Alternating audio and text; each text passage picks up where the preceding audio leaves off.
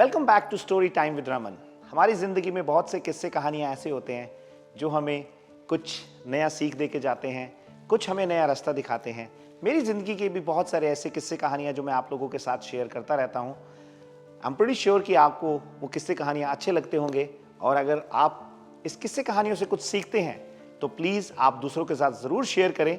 और अगर आपने मेरा यूट्यूब चैनल सब्सक्राइब नहीं किया है तो उसको प्लीज़ सब्सक्राइब करें और उसके ऊपर कमेंट करना मत भूलें।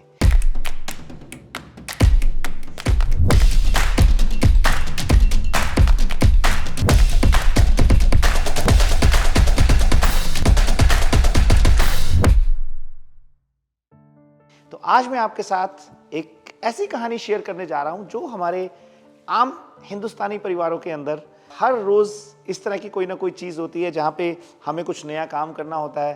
तो हम किसी पंडित से, किसी मौलवी से या किसी ऐसे धर्मगुरु से कुछ ना कुछ पूछ के और अपने वक्त को और अपने डिसीजन को अच्छा करने की कोशिश करते हैं। तो मेरे साथ भी कुछ ऐसा ही हुआ जब हमने सेवमैक्स सेवमैक्स को लॉन्च करने का प्लान किया, जो कि हमारी एक रियल एस्टेट ब्रोकरेज है।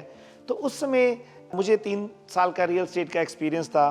कुछ इस तरह के चैलेंजेस जो कि एक नए बिजनेस में आने होते हैं वो हम सब अंडरस्टैंड करते हैं, और हमारी कोशिश होती है ऐसे टाइम पे कि हम जाके कोई अपनी पत्री दिखाएं, कोई अपनी जन्मतिथि के हिसाब से कोई ना कोई अच्छी डेट निकालें।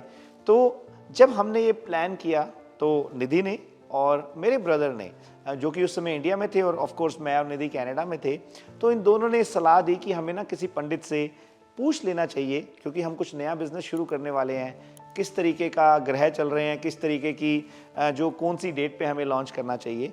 तो मेरे ब्रदर ने इंडिया में एक पंडित जी से पूछा और निधि ने कनाडा में एक पंडित जी से पूछा। सरप्राइजिंगली दोनों तरफ से हमें एक ही रिस्पॉन्स आया, और वो रिस्पॉन्स क्या था कि this is not a good time, अभी आपको अपना बिजनेस शुरू नहीं करना चाहिए। 2 साल बहुत सारी प्रॉब्लम्स, बहुत सारी मुसीबतें, बहुत सारे चैलेंजेस आएंगे। तो मैं थोड़ा सा इन बातों को दूसरे तरीके से देखता हूँ। तो जब दोनों ने मुझे ये फीडबैक दी तो मैंने सोचा कि यार इसको किस तरीके से हल किया जाए।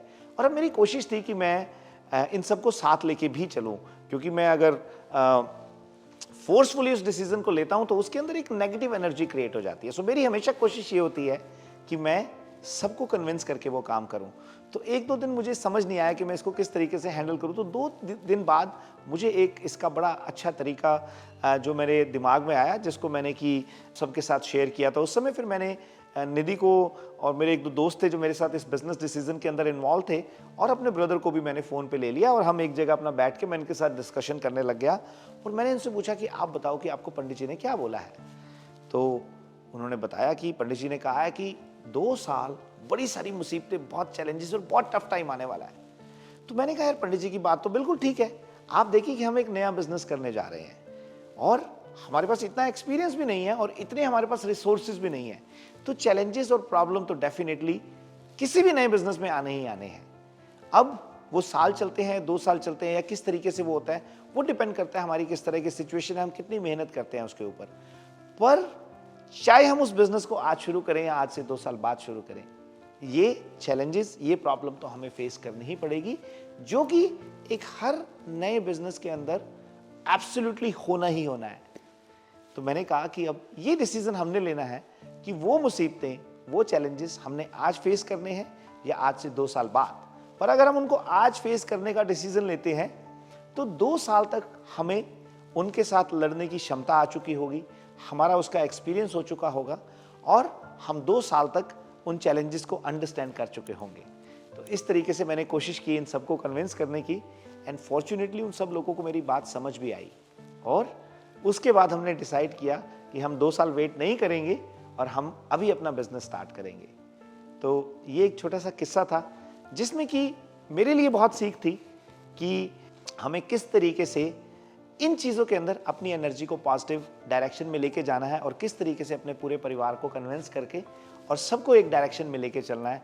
और आज देखिए कि उस समय का वो लिया हुआ डिसीजन आज हमारे लिए सेवमैक्स एक सक्सेस स्टोरी बन के खड़ा हो गया है।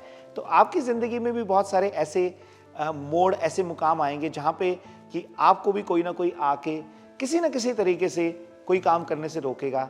तो उस समय आपको ये चाहिए कि अपना दिमाग चलाएं, उसको पॉजिटिव डायरेक्शन में लेके जाएं और उससे घबराएं नहीं, उसका रास्ता निकालें, और वो रास्ता आपकी ज़िंदगी को एक नई दिशा दे सकता है।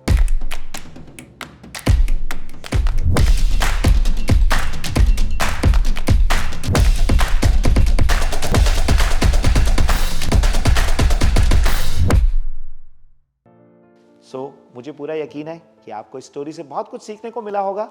मैं आपके साथ इस तरह के और किस्से कहानियाँ टाइम टू टाइम शेयर करता रहूँगा। और अगर आपको ये कहानी पसंद आई हो तो इसके ऊपर अपना कमेंट करना ना भूलें। और अगर आपने मेरे YouTube चैनल को अभी तक सब्सक्राइब नहीं किया है तो उसको प्लीज़ ज़रूर सब्सक्राइब करें और इस स्टोरी को दूसरों के साथ भी शेयर करें। Thank you very much.